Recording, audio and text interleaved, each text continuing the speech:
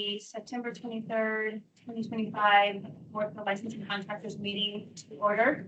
We'll begin with a roll call starting to my right. Bonnie Tickle, Memphis. Keith Whittington, Johnson City. Andy Allen, Kingsport. Jennifer Ransom, Memphis. Bill Smith, Jackson. Reese Smith, Franklin. Mark Broad, Knoxville. Randy Chase, Nashville. Thank you. Let's, first item of business is to adopt the agenda. Are there any revisions or additions to the agenda? Yes, we have one addition for new business for discussion for a company to have multiple DBAs doing business as under the same license. There'll be a discussion at that point.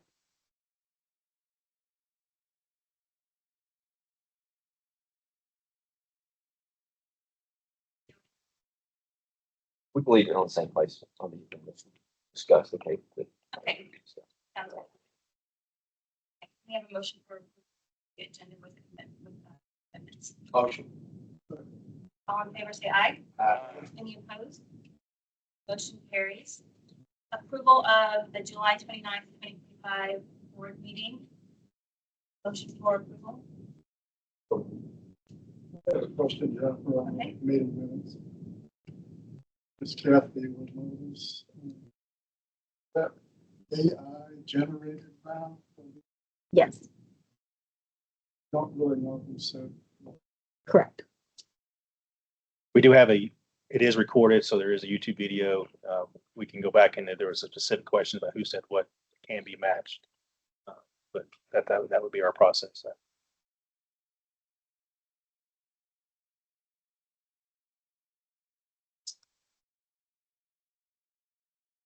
Okay, any other discussion? All those in favor, say aye. Any opposed? The motion carries. Okay, license reviews and approvals. Let's start with contractor initial apps with waived interviews. Any discussion? All those in favor say aye. Aye. Any opposed? Right. Contractor revisions, increases, add classes, mode, and name changes, as well as LLEs and LPs and home improvements. Any discussion about those?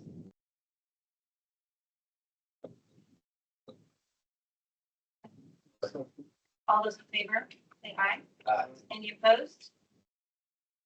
Okay, applications and factors, interviews and no interviews. I have one, it was for, it's file number 70312, builders. The contractor did a couple of projects over their $1 million limit. They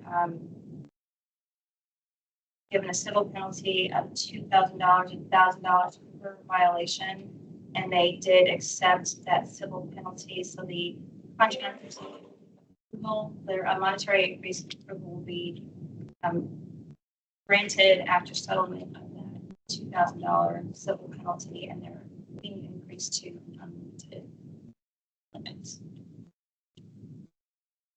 Additional. I have two. Okay. 8384. Built several active construction manager. The projects, three of them, over $200,000. I suggested a civil penalty of $9,000. He has applied for his BCA license. Pays the $9,000. We agree on the penalty. He will pay it. Issue his BCA license for a monetary commission.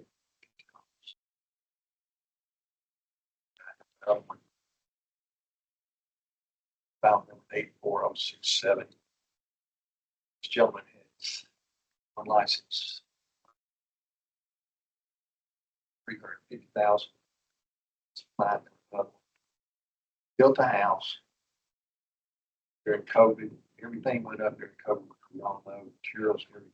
So went over his limit about $150,000. He's applied for a new license to increase it to $700,000. PCA. And, I suggested a fine of $1,000 building owners. Don't push it. Accept it. So,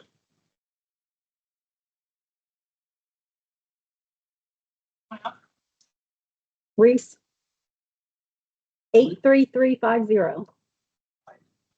Applying for a new license, BCA, he's done 8 jobs in the $40,000 to $50,000 category in the Cookville area. I recommend a $2,000 fine and grant his license.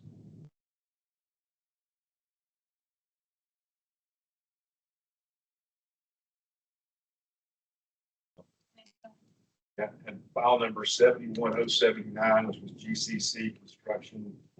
I had reviewed and denied his application for a CMC based on his experience. He brought in some more information, and I agreed to grant him the CMC license. Second one is one that I think we'll have some discussion about. It's file number 83865. Arrow Construction. Reese and I interviewed this young man, Chandler Beard. Chandler's in the room right now, in the back of the room.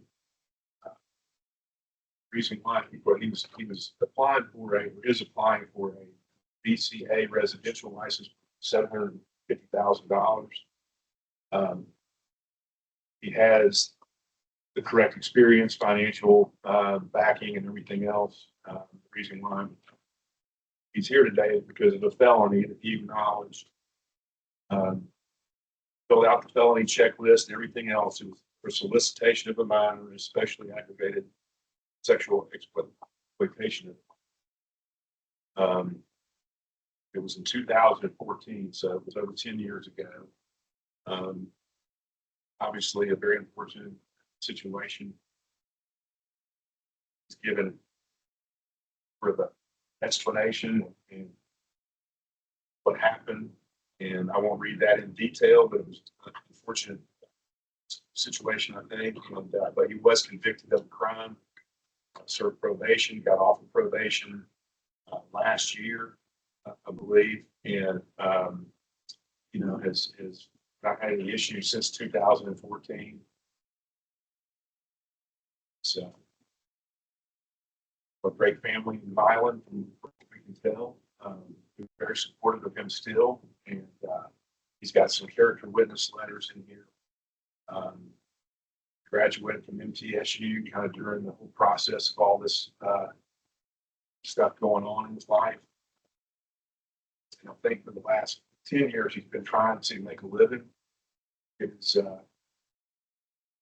do what he's supposed to do with keep his nose clean, which he's done. And obviously, it's a little bit of a sensitive situation that putting him out there potentially in customers' homes or renovation projects and that kind of thing. He is trying to move what he wants to do, what he's been doing is renovation work, framing and odd end kind of things like that. He and a business partner who's a 50% partner in Jackson Mile area. Seems to have some good clients and is kind of looking to move up to doing more new construction. And want to present that to you guys today. Like I said, he's here. If anybody had any questions for him, Reese, I don't know if you want to add anything. And that was pretty good.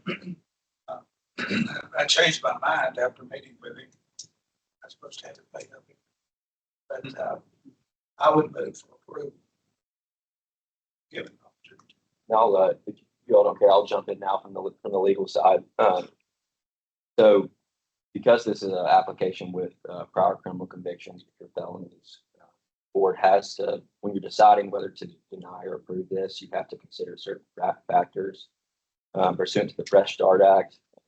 You all should be familiar with these a little bit. We've had the same discussion on other applications, but The first factor is A, the relationship between the nature of the crime and the purposes of regulating the occupation, profession, business, or trade.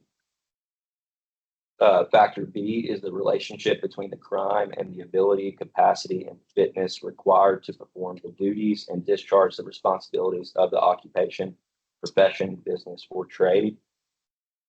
Factor C is any evidence of rehabilitation or treatment undertaken by the individual that might mitigate against the relationship of the crime to the occupation, profession, business, or trade. And factor D is any applicable federal laws regarding the individual's participation in the occupation, profession, business, or trade. I think Randy did a good job explaining the application. I'll just add specifically the crimes in question or the convictions in question here. The applicant had 2 cases back in 2013 that he was convicted of about a year later in 2014. The first case, he was convicted of count 1, solicitation, sexual exploitation of a minor. That's a Class C felony. There was another case where he was convicted of count 1 in that case, which is sexual exploitation of a minor, especially aggravated. That's also a Class C felony. And then he was convicted of count 7 and 5, which were statutory rape Class C felony. He did, in total, his sentence was about, I believe he served 3 months in jail, and then it was 9 years and 9 months on probation. It's my understanding he did fully complete that probation and does have a character reference in the file and a letter of explanation. I think Randy and Reese had it.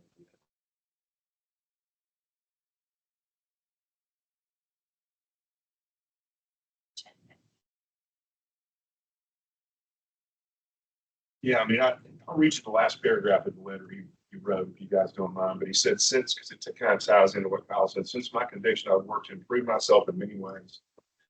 During the 9 years and 9 months I was on probation, I attended weekly therapy sessions. These sessions taught me about impulse control, how to better handle and process emotions, how to avoid situations that can lead to trouble in the future.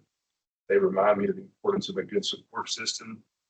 I've become closer with my family, friends, and coworkers than ever before. I strive to approach every situation, be it in business or personal, with integrity and honor.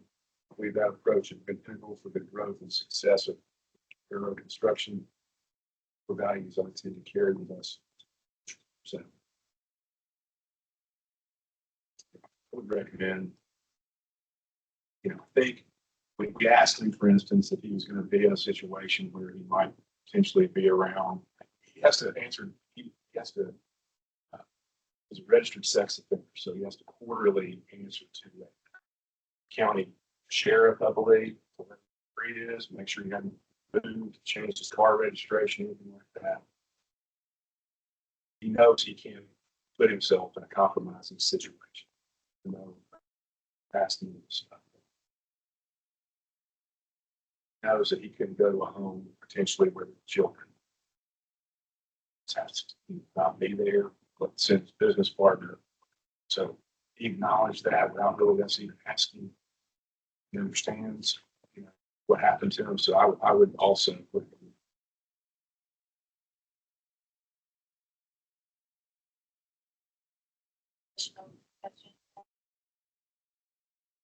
Additional discussion. Okay, we have a motion. I move. Second. Okay, all those in favor of the motion, say aye. Aye. Any opposed? The motion carries. Any additional applications and factors?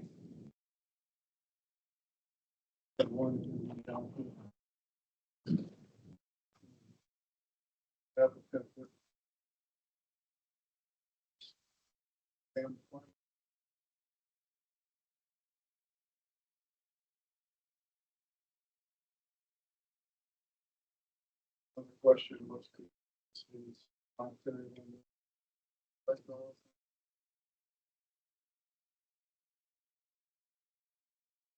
To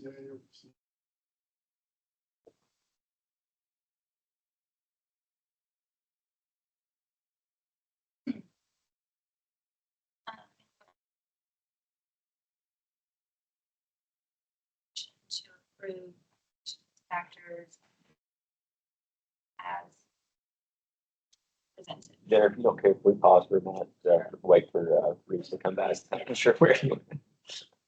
The restroom.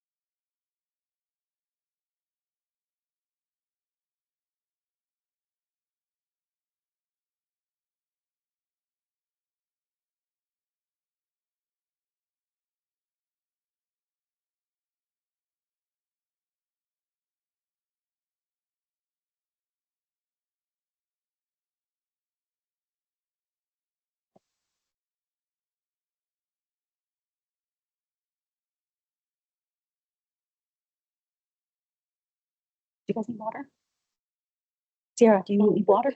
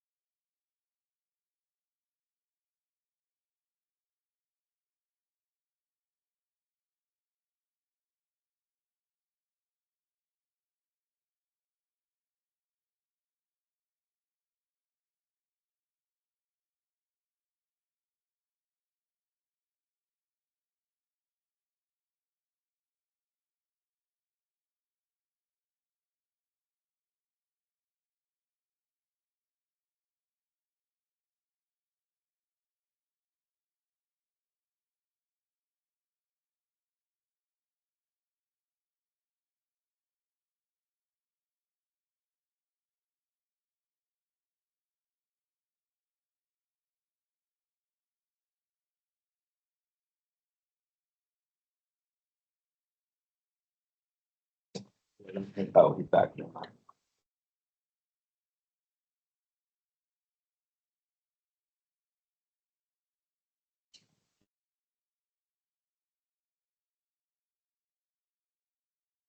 Presented. Make a motion to approve. Second. All those in favor, say aye. Aye. Any opposed? Motion carries. Okay, Fresh Start Act pre-approvals and denials. One. Yes, I believe we had one Fresh Start Act pre-approval. This was Sean Abel, correct? Applicant, Yeah. Sean Albee.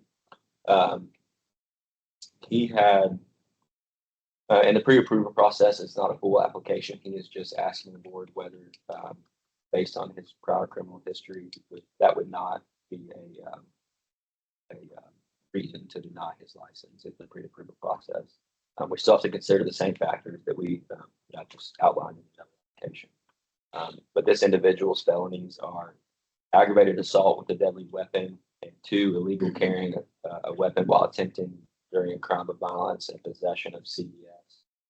He was just convicted of these 2 felonies in 2022 and is still on parole until October 2026.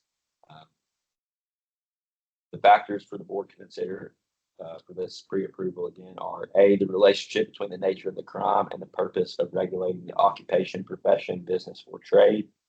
B, the relationship between the crime and the ability, capacity, and fitness required to perform the duties and discharge the responsibilities of the occupation, profession, business, or trade. C, any evidence of rehabilitation or treatment undertaken by the individual that might mitigate against the relationship of the crime to the occupation, profession, business, or trade. And D, any applicable federal laws regarding an individual's participation in the occupation, profession, business, or trade. Overall, my recommendation on this, I think the board does have a strong case here to deny this pre-approval at the time due to the violent natures of the aggravated assault with a deadly weapon and the illegal carrying a weapon while attempting during a crime of violence or possession of CDS. He is applying for a home improvement license where he would be performing work on residential properties. I think the biggest thing here is further these convictions were just in 2022 and he's still on parole currently. So in my opinion, there may not be enough evidence of rehabilitation. And A and B, there's a pretty strong argument that these crimes were violent and that it's directly related to some of the responsibilities of being a contractor and people who would be on a daily basis. So we open that up for board discussion on whether you want to approve or deny this and go through each factor if we want to, however you want. Where is he from? You have to give me 1 minute. Crossville. Yeah. The incident with it.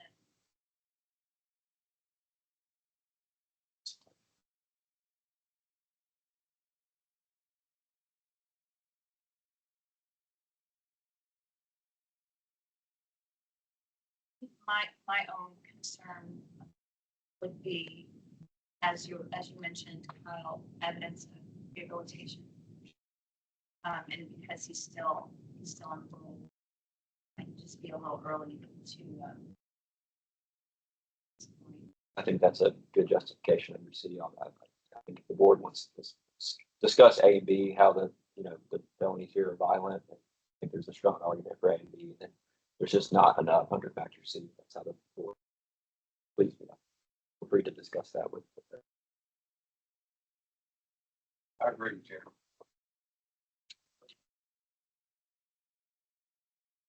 So to deny this Fresh Start application. Just for the record, let's go through the factors. A. So we'll start off with A, which is the relationship between the nature of the crime and the purposes of regulating the occupation, profession, business, or trade. You all think that factor weighs in favor of denying the pre-approval, considering the felonies? Yes. Is that based on the violent nature of the felonies? Yes. B, the relationship between the crime and the ability, capacity, and fitness required to perform the duties and discharge the responsibilities of the occupation, profession, business, or trade. I think that more gears towards again, the violent nature of the felony and relationship of that crime and the ability to perform the duties is going to be around people on residential projects. That the board's similar opinion. And then C, he's still on parole. There's not enough evidence of rehabilitation to mitigate against those factors. You take a vote or a motion.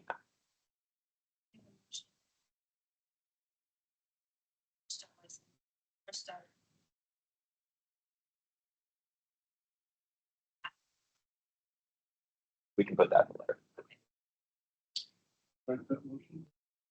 Second. Any opposed? Thank you. Okay, request to use college courses for 8 hours. C, and then taking approved. So it's student who is at Texas A&M. I believe he's getting his master of science in construction management. Has several semesters of courses that certainly meet and exceed the 8-hour education requirements. So I think it's obvious thing to agree for discussion.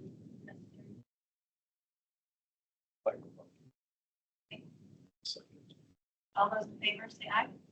Any opposed? Motion carries. Okay, moving along, RCE provider reviews and course approvals. We have 4. Any discussion about any of those? One of them is a brand new application or a brand new company or provider. The 2 of them are renewals of existing providers, and one is a new course. So those are the 4 different things.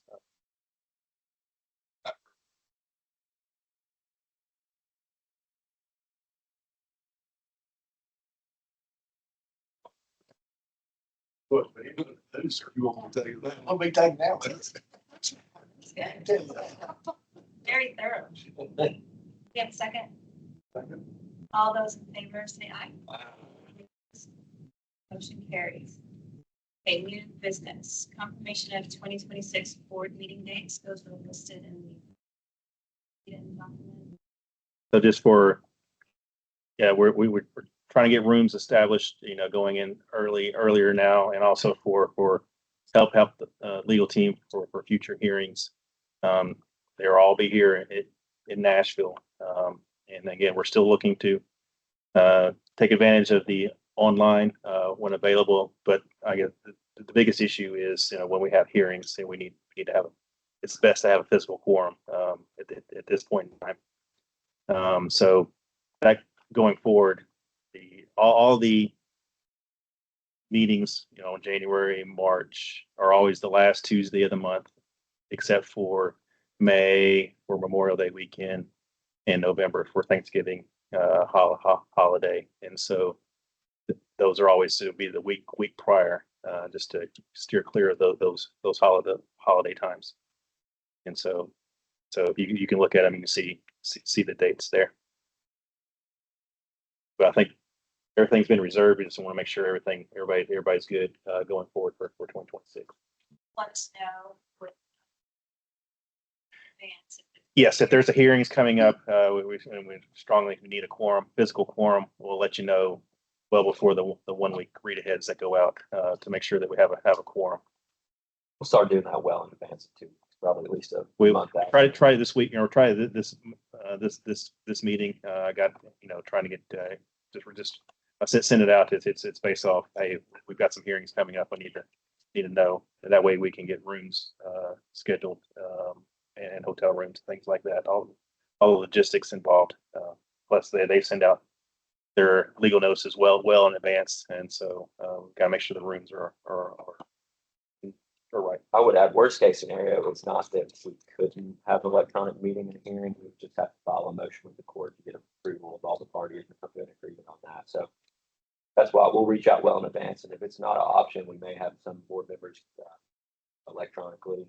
We'll just try to get approval from the and other parties to engage in that. that way. Sounds good. Can we motion for 2026 board meeting dates? Motion. All in favor, say aye. Aye. Any opposed? Motion carries. Thank you. Budget discussion.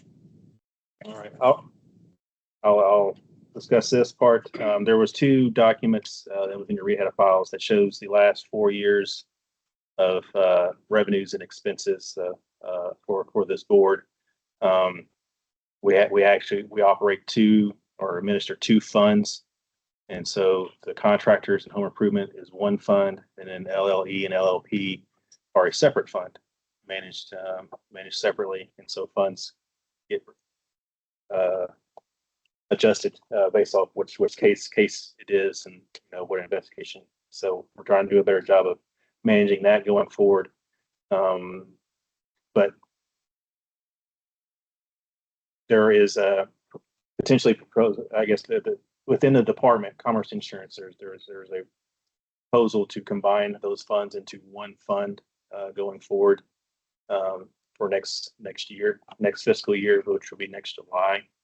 So we'll see if that gets approved. The reason why that's important is that, one, it makes it administratively a lot easier to manage that, but also with our reserves that we have are slowly getting depleted year over year, and we're not in dire straits to adjust fees at this moment, but it's become a topic of discussion sooner than later. Right now, if we were to do nothing, keep the funds separate, the contractors and home improvement fund could run out sometime in FY28 by itself, independent by itself. The LLE and LLP has more runway, and sometimes we just have more reserve in that fund. If they were to be combined right now without any adjustments, other than the proposed, we have a rulemaking hearing, a retrospective rulemaking hearing to start charging fees potentially on some of the applications that we don't currently do. That's an upcoming hearing, but I'm not even counting those yet. If we combine those two funds, it would extend it out to 2032. So that would give us more time to think about fee adjustments, things like that. I've been trying to do some research the last time, renewals or anything was adjusted. It's been a long time, at least 20 plus years. And so it's been a long time. And so, but we've been able to keep things going with the current rates or current fees for a good while, but we are growing. There's lots of investigations out there, and the things that are going into our budget it's slowly eating. We have more expenses than revenue currently at the moment, but with the reserves that we do have, and if it was combined, we would run out eventually, but not until 2031, 32 timeframe.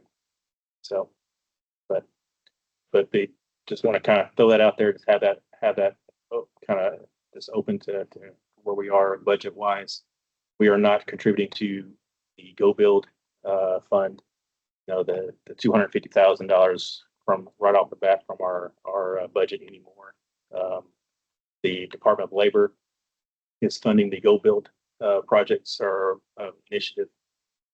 So that was one of the biggest contributing factors of us operating in the red over the last couple of years. If we would have taken those out, we would have been just in the black, I guess. But so this consideration for in a future, I don't want to say necessarily even this year, but or maybe next year, but soon we need probably to talk about raising fees across the board. But just want to give you kind of state of the budget that we're in right now. Any questions about the budget? Yes, question. Noticed it. At this time, we have 35,000 contractors. Mhm. In 2024, do we know how many we have this time? We are. Let me pull up that document real quick. I don't know if we have that on tip of my tongue.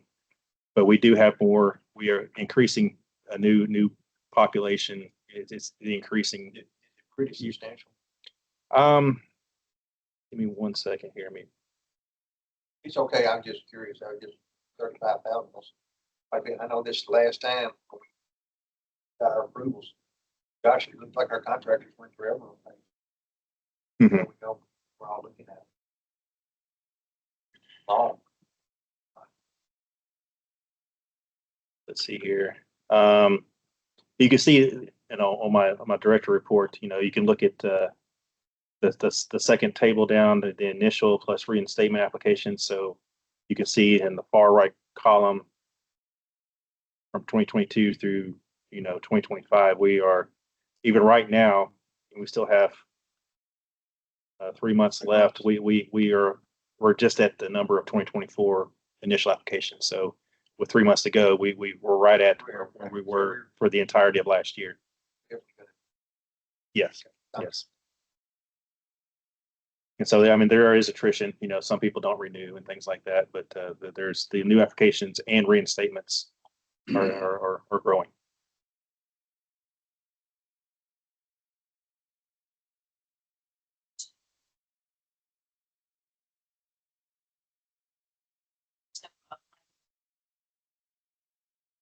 Mhm. And that's one factor I definitely want to look into is what our surrounding states are doing. And I do have kind of a guidepost that you can't go crazy, you know, you can't have too much reserve. And I think it's, we can't have no more than 2.5 times a year's expenses in our reserve. So that's kind of, so we can't adjust it one big time and let it run out for 20 more years. And so, And I would just add, you all did approve just an initial approval for a rulemaking hearing that did include some rule changes to add fees for some like monetary limit, Yeah. stuff like that. So that'll be coming in front of you at some point. Yeah. That could help out. yeah, if those were in effect over the last 2 years, it would have ranged between $75,000 to $100,000 worth of revenue for those types of. So it wouldn't solve the issue, but it would also help. We allocate our funds. Not to our They go back to the fund. They go back. I don't have, I mean, look at the line item, but they come back they come back as I guess a revenue to When was the last time we Fees are fine. went? See, okay. I've been asking. I have yet to find anybody that I just use my family. I know my family's contractors. You know, they've been licensed since the '90s, and they've paid the same $200 renewal fee since the '90s. So I don't. It's probably been a while. I think a lot of boards it's been a while too, but that is starting to be a trend of some boards trying to increase their fees. It just takes a lot of justification and showing that we've been operating the deficit for the last few years. Yeah. That's stuff we're working on. First, we're trying to charge fees for some of the other applications. Yeah, we just don't want to raise just because we haven't done it in 30 years. But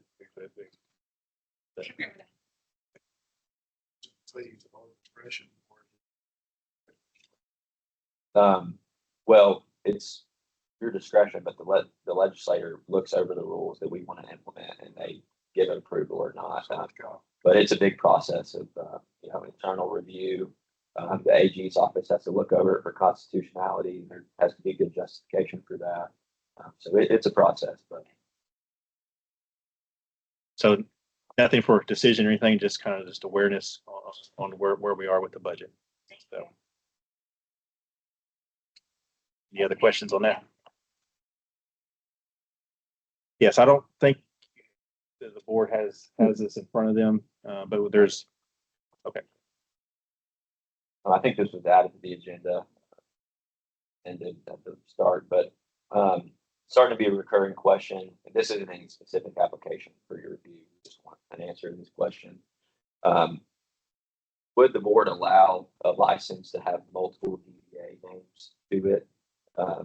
So it'd be look like A Company LLC doing business as Jack Construction and doing business as Hard Construction.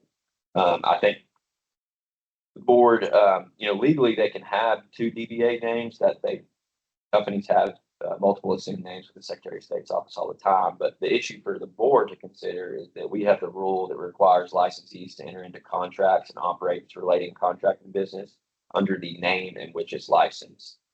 So like I said, if you were to issue a license that look like that on the license name, and they only enter into contracts under one assumed name, technically they're not entering and operating under the name which appears on their license. So it's kind of a pretty technical issue, but it is an issue. I think you could look at it both ways. The board could, see that as long as they're operating and contracting under one of the names listed on their license, then they're okay pursuant to that rule. But you could also look at the exact opposite way that rule is there to prevent confusion of the public. So if you think a license issued with multiple names on it, multiple DBA names on it would, kind of be the exact purpose of that rule was trying to prevent, to not cause confusion to the public, then you could decide not to issue a license to DBA names. Required the license be issued in the name that they plan to operate and contract under, solely that the license is issued in that name, not that as long as they have one of the DBA names that they're operating and contracting on. So I think that's what we want a decision from you all, discussion on whether you would allow a license to be issued with two DBA names, and you consider that compliant with the rule of contracting and operating in a name of which they're licensed if they were operating in at least one of those DBA names, or that you would require that you would not allow two DBA names to be in a license. They at least need to pick one that they plan to contract and operate under.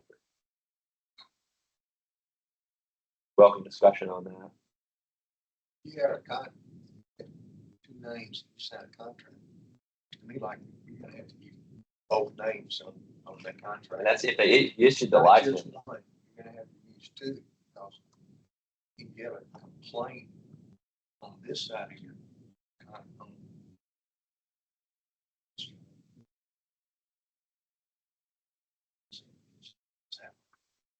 And I think that hones in on the fact that it could create confusion for the public.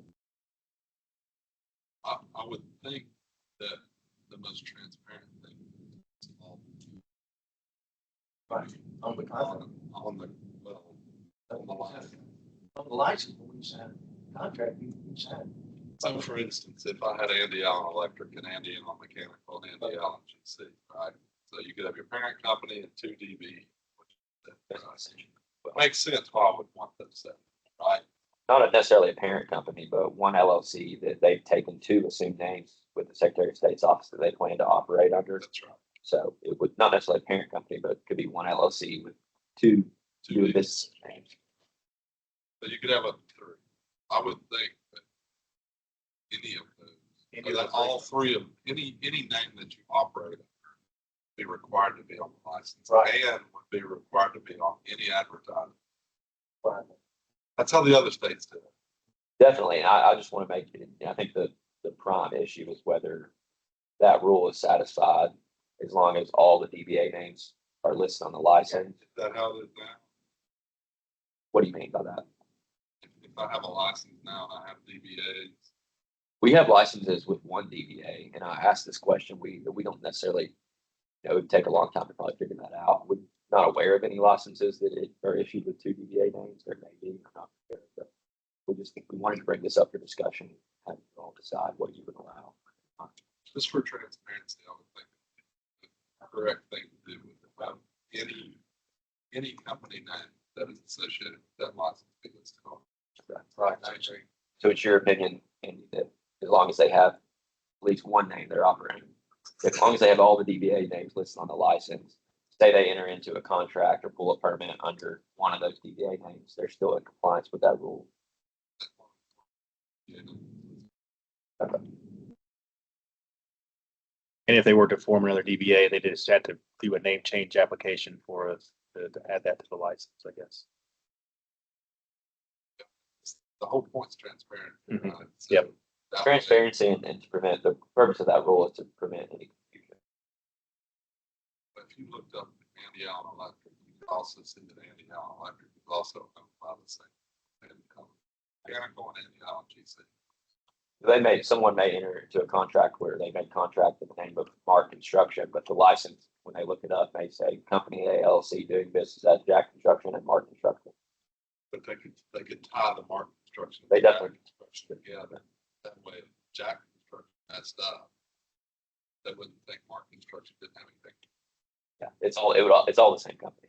That's what we're trying to put out. I believe, and that's a good point too. Put it out in the open Listing. what the actual LLC is. On one single one. They all has to be registered with the Secretary of State though. Yes, and we would confirm that Yep. most of those names are That's registered. true, legit, yeah. Yep. So. Yes, this is just a single company that operates in multiple names, basically. according to-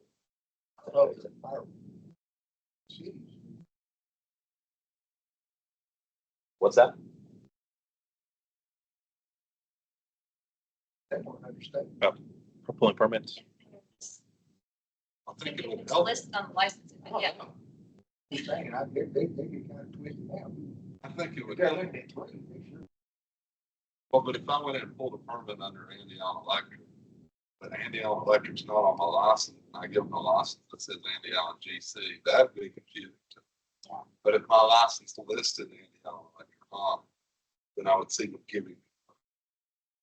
But it has to be listed on. It would still be probably. All the DBAs would listed.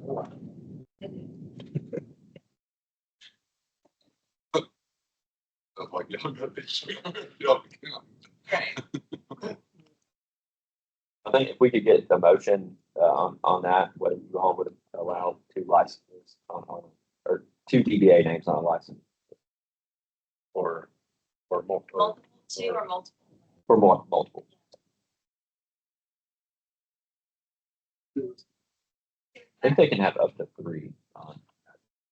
I'm not sure. I think But that would be 4 company names on one line. I highly doubt anyone would want to do that, but you can limit it to two for now. That we Primary and then doing business as two others.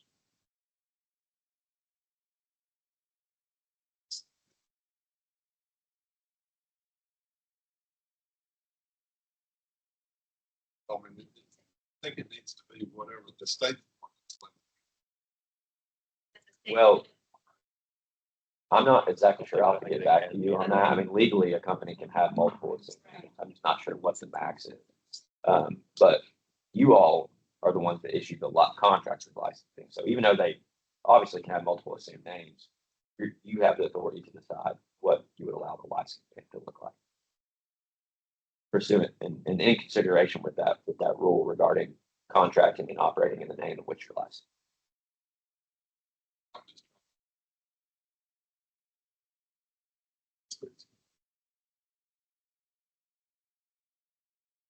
That would be fun. I can get back to you on that. I mean, I think that it's gonna be either 3 or 4. I mean, I'm sure there's a maximum. I'm not sure that will. Yeah, one other thing this is the system function is we only have so many characters you can put in on the license name too. So that's gonna be a factor as well. And we can bring up whether you allow more than 2, but I think if you guys want to take a vote on whether you allow 2 DB names on the license. Fine.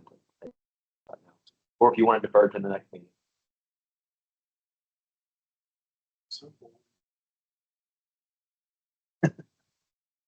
What's up for discussion? That's great. Yeah, a lot. Keep doing work for somebody. Hire your main company with a different name. When they had a bad experience with you. Then they go and try the same company. And they find out the same guy got. I think it's more That's really. what I'm saying, so, this company, oh, here you have a bad experience, it's okay.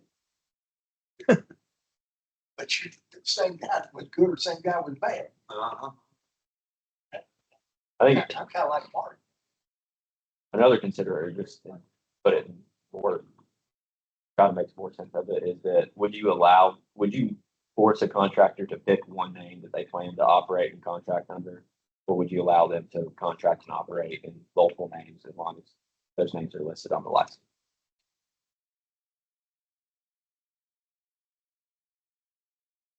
No, it's just would be confusing to the client, to the customer, to code enforcement potentially. And it almost seems like they're circumventing the application process by just adding more DBA names under the license rather than going through the process of applying for another license for another entity. It's just one entity. It's more about whether we're gonna make them choose a name that they're planning, one name they plan to operate a contract under, or whether we would allow them to operate a contract under multiple names. Yeah, I mean, in my opinion, the rule clearly states that someone has to be contract and operate in the name in which they are licensed. We've seen other cases in the past where the names have been similar, but not exactly the same. So technically, it's that one entity goes to contracts under Jack Construction, but they're licensed as Company LLC, doing business as Bart Construction and Jack Construction. Technically, they haven't contracted and operated in the name in which they're licensed. The name in which they're licensed is Company A LLC, doing business as blah, blah, blah, doing business as blah, blah, blah. But we've got a license, got a general contractor's license, mechanical license, and a gas license, some stuff. It's all under national machine company. License, just this all. We have other companies within our company. Those things licensed, so that's separate. You know, an elevator division.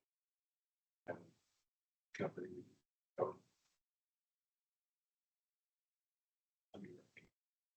Are those different companies? So They're different concepts. That's what I mean. but this situation is just where it's one company, but they Yeah. have multiple same things. Listed on the license. So up to, we want to say up to 2. You say two, Randy's gonna be in trouble. Now we're. So, see, we're not gonna miss you with it, right? Okay. I'm looking at it. In most companies, we see these applications, general contractors that are get a mechanical license. Added to the same. Okay. So-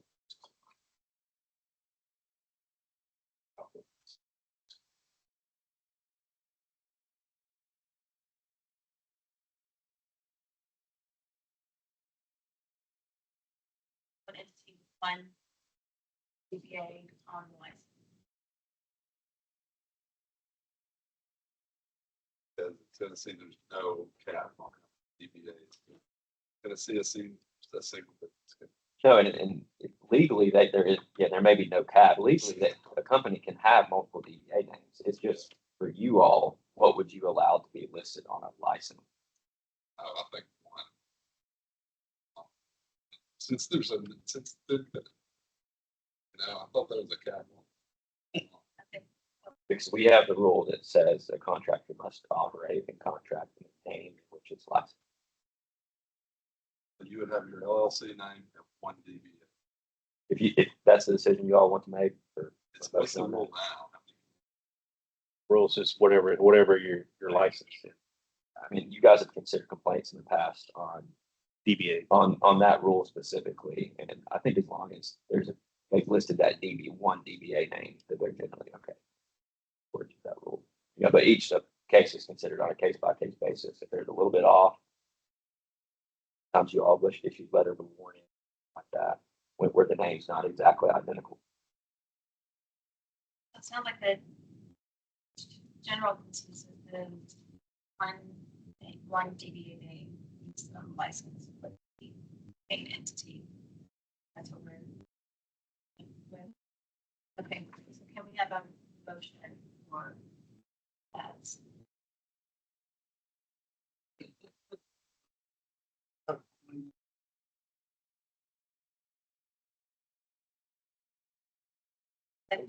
I'll second.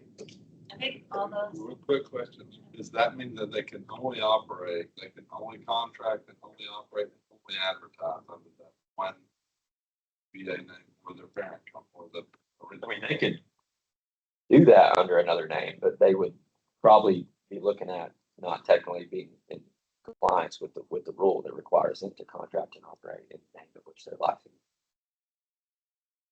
Try to do it twice. I think the biggest thing is to prevent confusion of the public. It's, all those.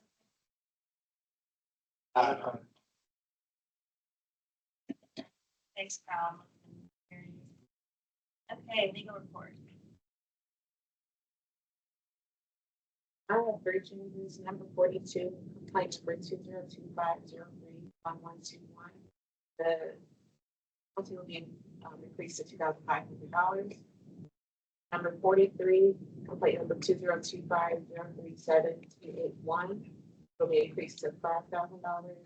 And 103, complaint number 202504141, it'll be increased to $4,500. And for 8 on summary, the update, legal recommendation, list on what we were reported. For that.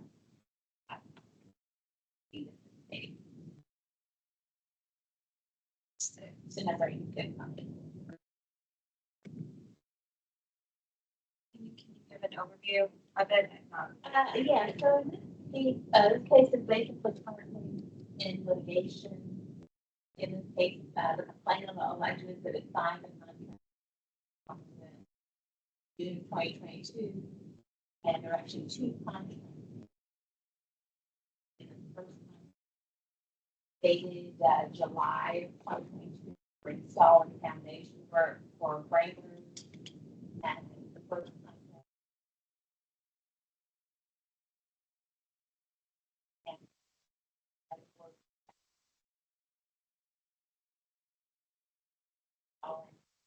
Involved. The amount of the second contract is $5,280,000. The department sent out a consent order based on the board's original decision that we offer a settlement offer $10,000. That order and authorize formal charges for life. The respondent to respond to the consent order July filed an NOHC, and upon further review, it contained the following language: subcontractor attached to the copy license. The respondent is claiming almost license shell contractor.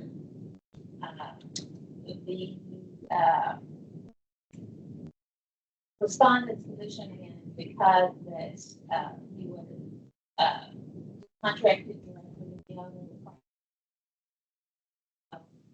contractor, the respondent should be considered subcontractor. The respondent's attorney and legal now stating that the respondent is applying for a license. QA is the respondent's spouse.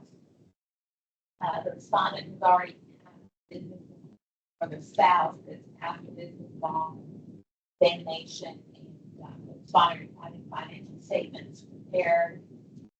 The respondent wants the board to accept a letter of caution settlement. Again, the amount was $29,560. Second, $5,000. Board's original offer and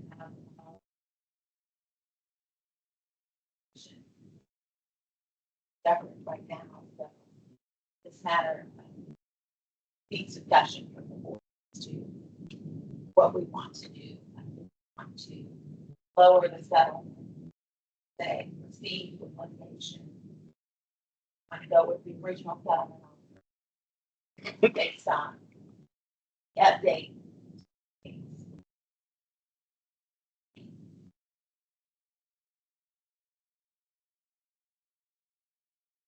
My concern was since it was a homeowner that had gone and pulled the permit.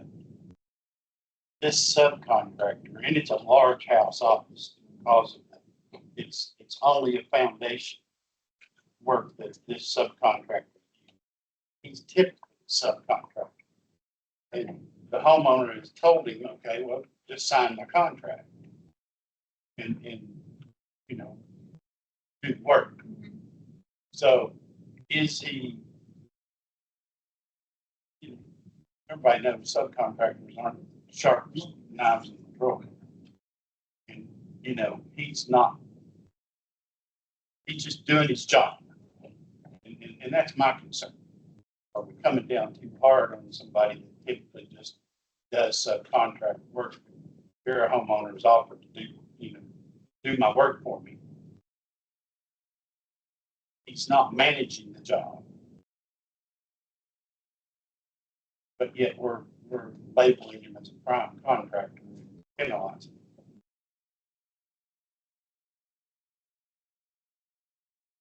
I mean, he's contracting directly with the owner. correct? Yes. So he's a prime contractor. Did it on two of them? He did two separate deals, one of the foundation, one of them. Thing is, supposedly, if you said, same home, but the first.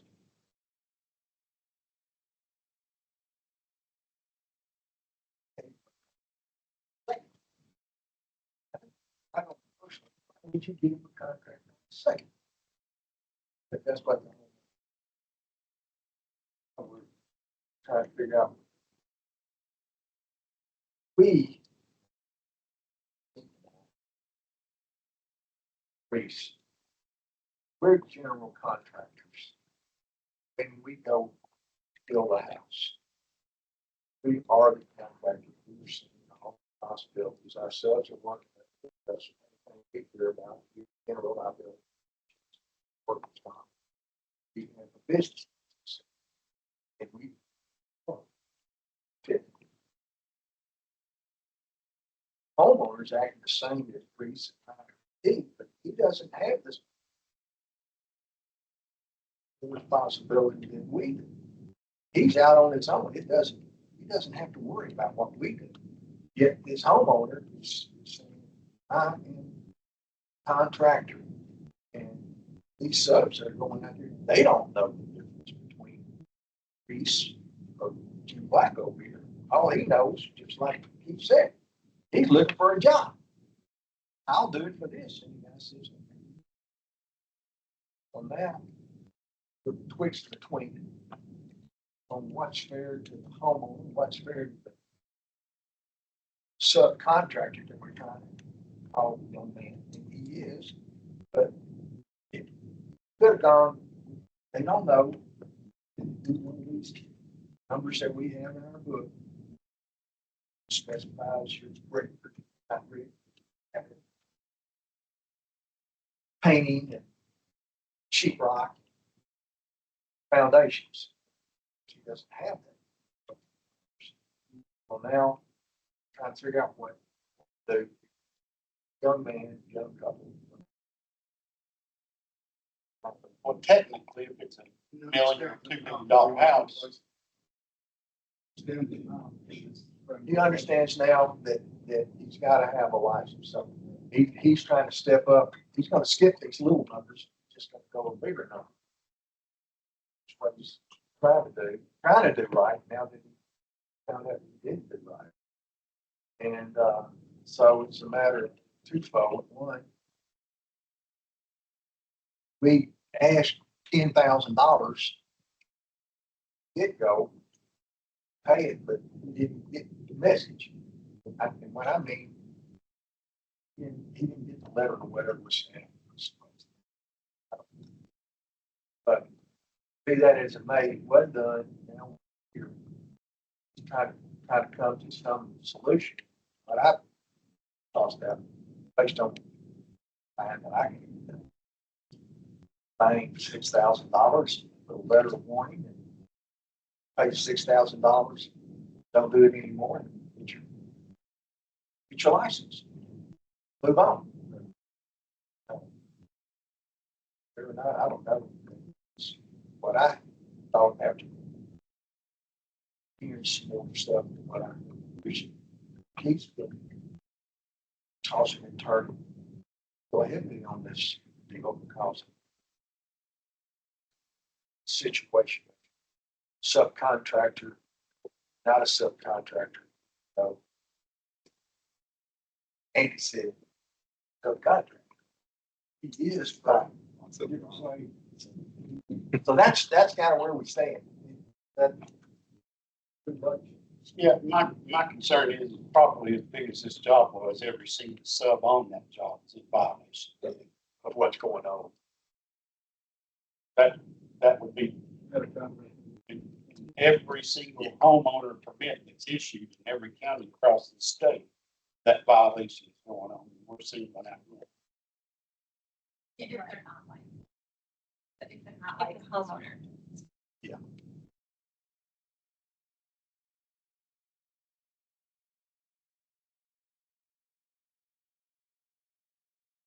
Yes, Oh, yes. they can build one house a year and then supposed to live in it and make it something. That's a whole different That's a ballgame. double-edged question you just asked. No, they can't service their own general contract, if they're not a general.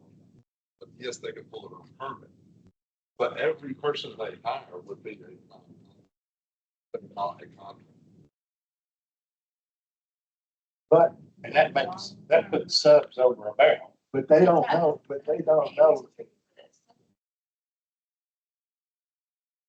They should on this project. right? JC. Yeah. Why would penalize it? Unless it's homeowner who's in GC. Right, and that's what we were saying, but that's not how it was written. But that's what I said. So it's supposed to be. Right. I'm sorry, what? The licensed sub is supposed to know. But it's unlicensed. Neither one of these people have any licenses. Oh. These are just two people out there doing They it. two people out there staying. That's all that is. Everybody's unlicensed here. That's like. It's that the board also needs to consider, if you put anything. Seven defined prime contract. One. Owner. Point it out. There is also a statute in. Six dash 501 that defines subcontractor and any person other than materialmen or labor enters into with a contractor with performance of any. Or who enters into a subcontractor for the performance of any part of the subcontractor. And does not perform work other than as a subcontractor. So those terms, subcontractor and prime contractor have statutory definition.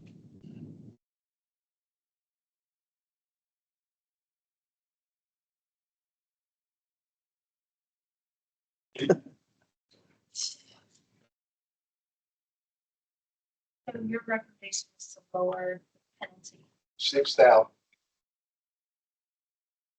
Close this thing up, and letter warning, and it's asking for his contractor's license.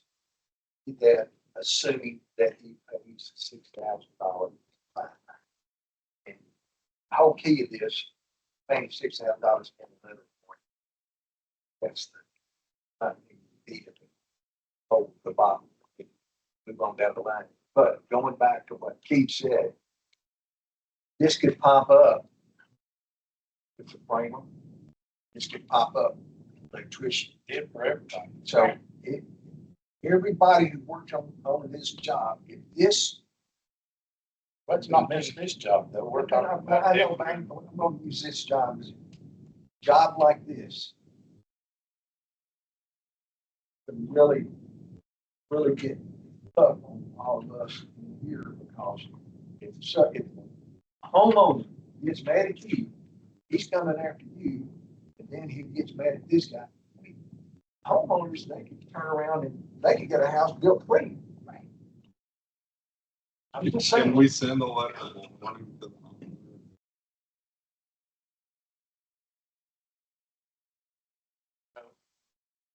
But we allow homeowners to pull their own permit.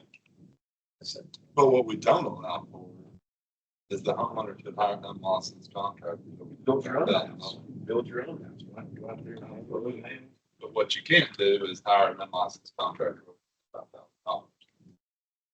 That would be the letter. Well, And, you know, that's Most of these building permits, homeowner building permits state that I am acting as my general contractor. So, you know, then that puts that sub to me in a bind. Because the homeowner says, I'm acting as my general contractor. And the sub goes, okay, I'll sign your contract and do your job. I'm gonna throw this out to everybody. 'Cause I'm not a. Mount Juliet is coming out with subdivision, $1 billion houses, is what it's all gonna be.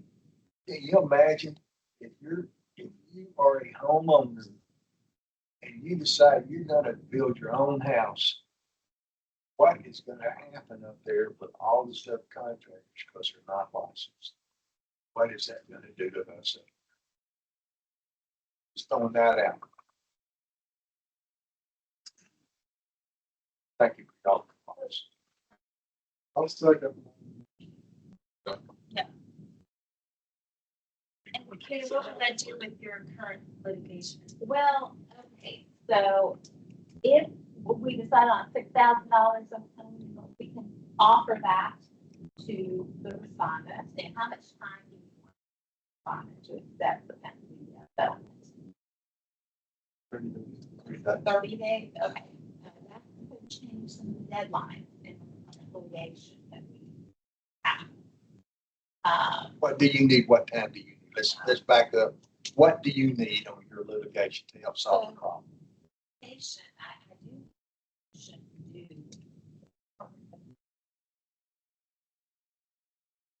Okay. In a couple weeks. But, is the board be open to settlement? That's fine. Yeah. The 30 days, okay. So $6,000, for the company, 2 weeks. And, if they don't accept the litigation. But we gotta give them a letter of warning too on that. $6,000. Yes, Well, that's part of what they'll be accepting. Not just, she got it. yes. So just to recap, we decided on a $6,000 civil penalty. I don't think we've had a vote yet. Okay. This is what's being proposed. This is what's being proposed, yeah, so authorize formal charges for violation of Tennessee Code Annotated 6-103 unlicensed contracting, and a settlement offer of $6,000.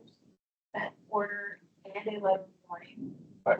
And we want to give the respondent 2 weeks to accept the consent order.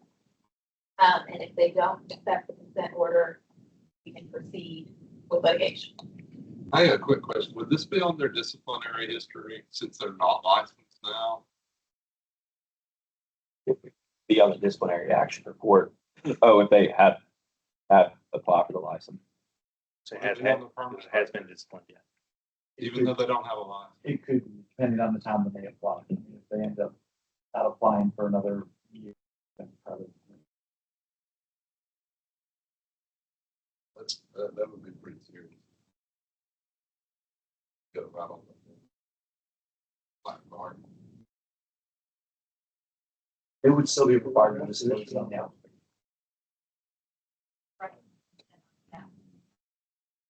They can test and then we'll just have to bring it up. Just have to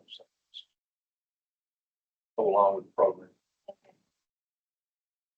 Okay, so can we have a motion to approve the $6,000 reduction of the penalty to $6,000 plus order warning to be paid within weeks or will continue? Make a motion. All those in favor, say aye. Any opposed? No, One opposed. Have to be unanimous.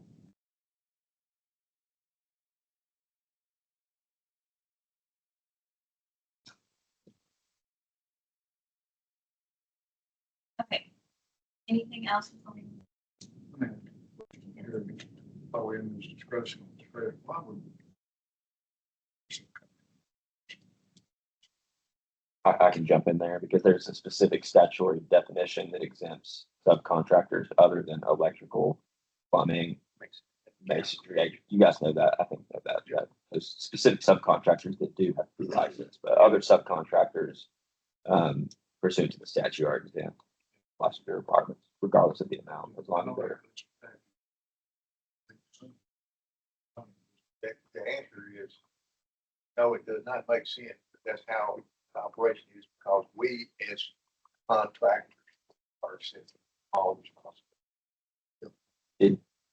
I think for that purpose, that's again, be a situation where there's 2 layers of contracts. There's an actual licensed GC on the project. Those subcontractors that have a contract with the GC, that's where the exemption comes into play. As long as they're not performing any electrical or plumbing. DC takes responsibility? I'm thinking more. I think I heard it was a homeowner does it, if a subcontractor, they in essence are defined as defined, is that correct? By statute. So then they do have that license. But yes,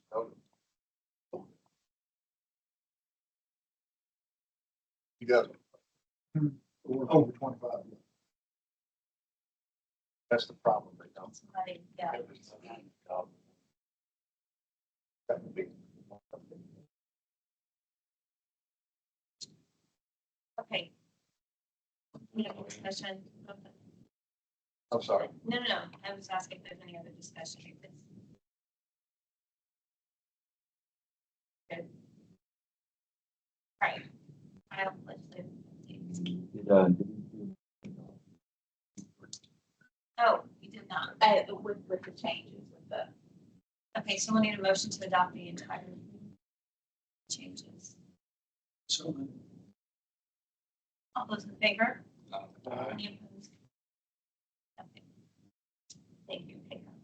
The only legislative updates I have for you is, we do have some, you all had a rulemaking hearing back in January over some rules that really generally were about, some executive director discretion with applications, get that moving forward, some stuff to do with financial statements. Those are going to be effective, on November 18th, contingent on the Government Operations Committee, the legislator approving those rules, which will be going there in October along with Chris.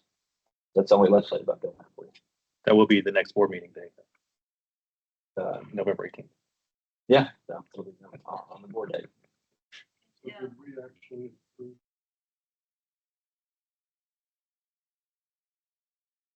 Are you discussing about the rule changes that are effective? But there, all that is in rule, what he has authority for now, what you guys have delegated to him per rule, which will be effective in November 18th.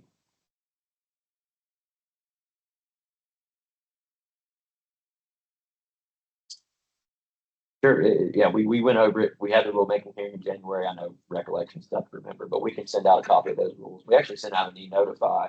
I don't know if you all are on those lists too, but you can click on the link and those notifies. We can send those to all of you as well. So you can have a copy of those rules.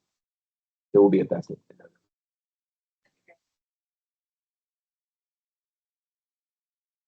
November.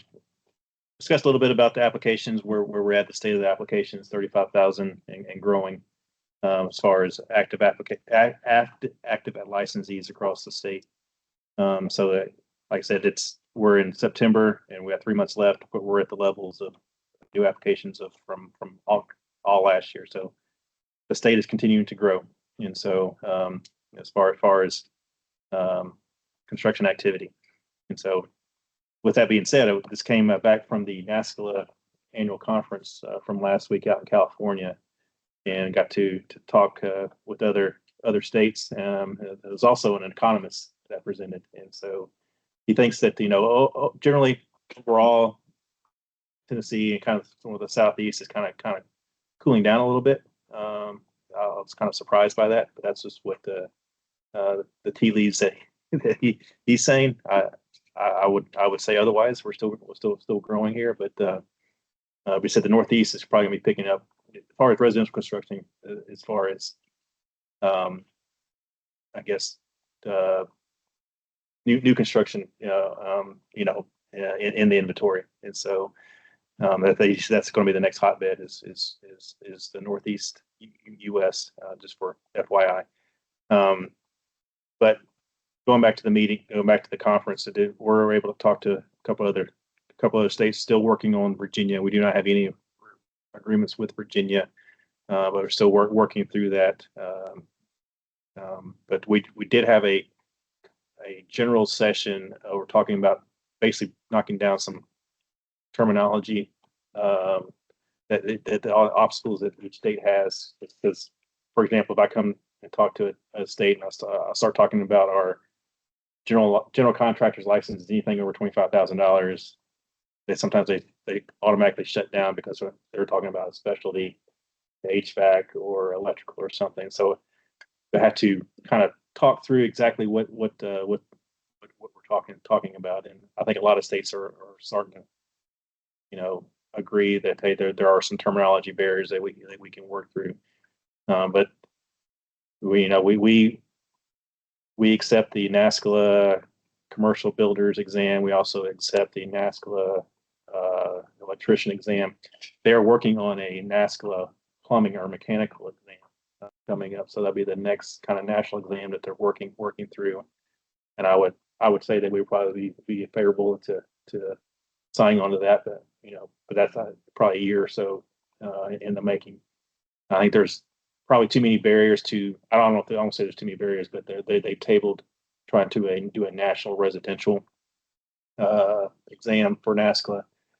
I was saying all that if everybody is a part of NASCLA and they subscribe to that, and then our pathways to reciprocity or trade exam waivers become a lot easier. The more national NASCLA exams that are out there, and so I'm still working on Florida. I met with Florida specifically on electrical. I've got some information because they have completely separate boards for a lot of different disciplines, and so I'm learning to navigate those. But overall, they're still promising to expand reciprocity to other states. And one other thing is, I think Kentucky is also going to.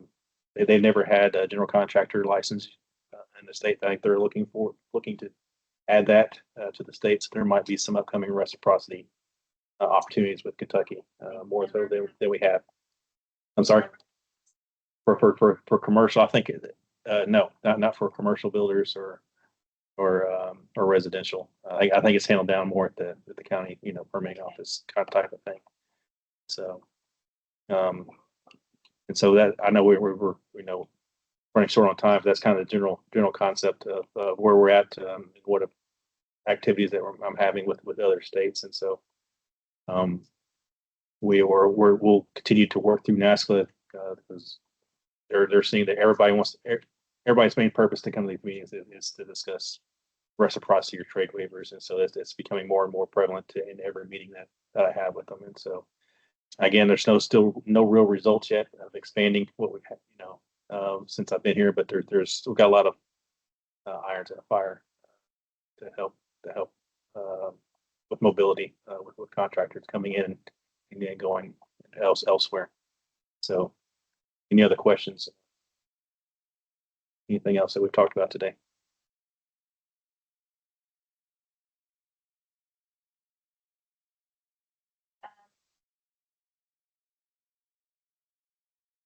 Anything in the chat? Nope.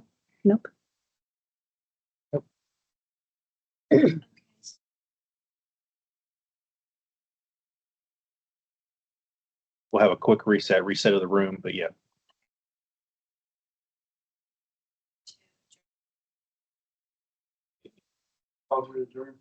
Second.